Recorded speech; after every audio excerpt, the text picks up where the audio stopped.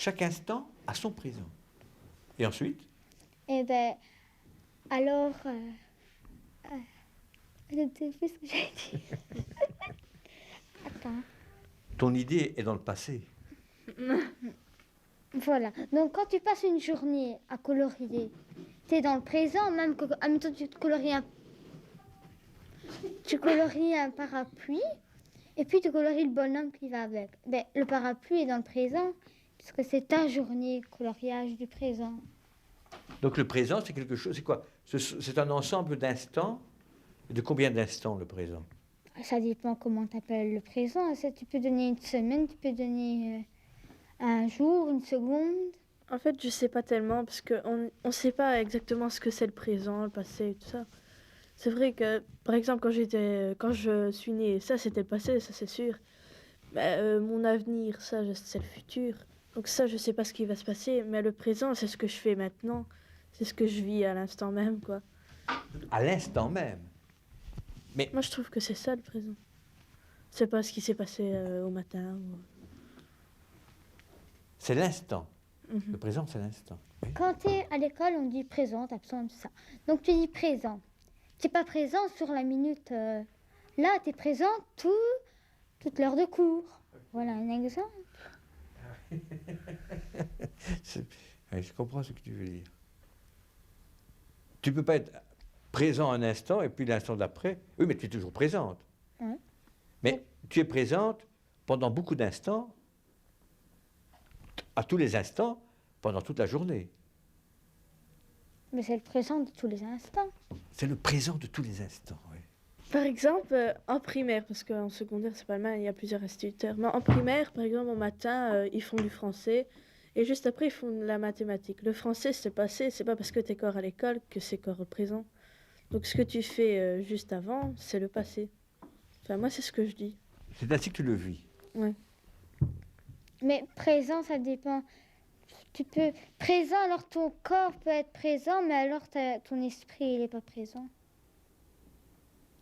Comment peut-on être présent et absent en même temps? Alors, le matin, quand le prof passe pour prendre les présences, tu dis présent, mais tu peux être absent. Non, mais c'est pas le même. C'est moi, Élie, je suis présente, donc mon corps et tout ça. Mais mon esprit, il n'est pas forcément présent. Ça veut dire quoi? Que l'esprit peut s'échapper du temps? Ouais. En fait, moi, je ne pense à rien quand j'ai ça.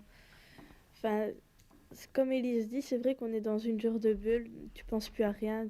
Tu entends les autres parler, mais bon, tu réfléchis pas et tout. T'es calme. Tout est calme. Ouais.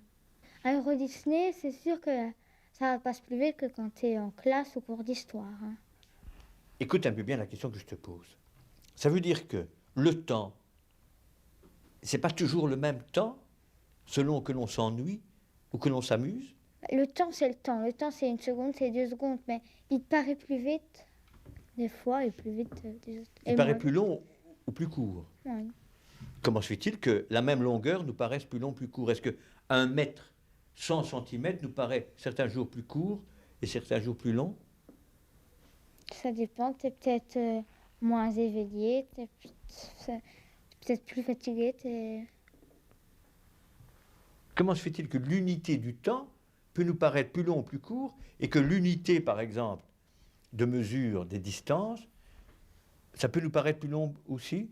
Parce que, admettons, tu vas devoir courir 100 mètres.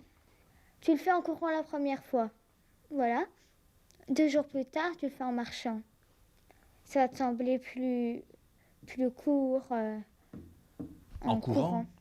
Ah oui. Parce Mais- que tu as dépensé toutes tes énergies à la course à vouloir arriver là-bas en courant. Et tu courais et en marchant, tu as eu le temps de tourner autour de toi, de regarder tout ce qu'il y avait. Donc tu pensais à tout. Et en courant, tu pensais à courir.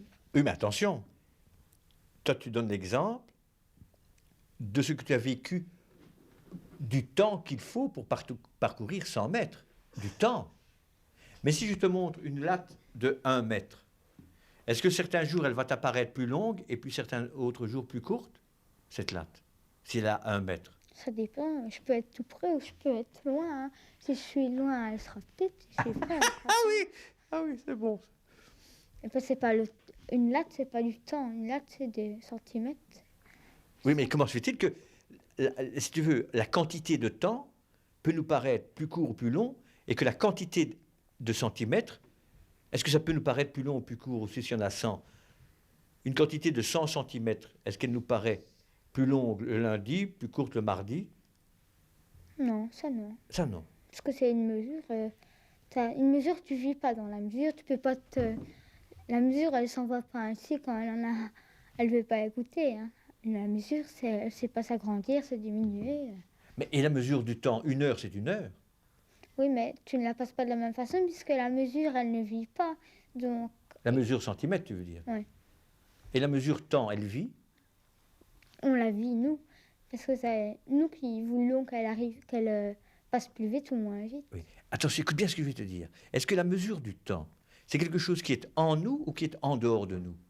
En nous, parce que sans, même si il n'y avait pas un mot pour appeler le temps, ça te passerait. C'est pas le temps, c'est. Ça passe vite ou pas vite, c'est. C'est du temps. Ouais. Mais est-ce que le temps existe en dehors de toi? Bah oui, il y a le temps moral, il y a le temps à l'horloge. Ah oui, tout à fait. Le temps à l'intérieur de toi, c'est toi qui juge s'il est long ou court, Et il y a le temps de l'horloge. qui est exact.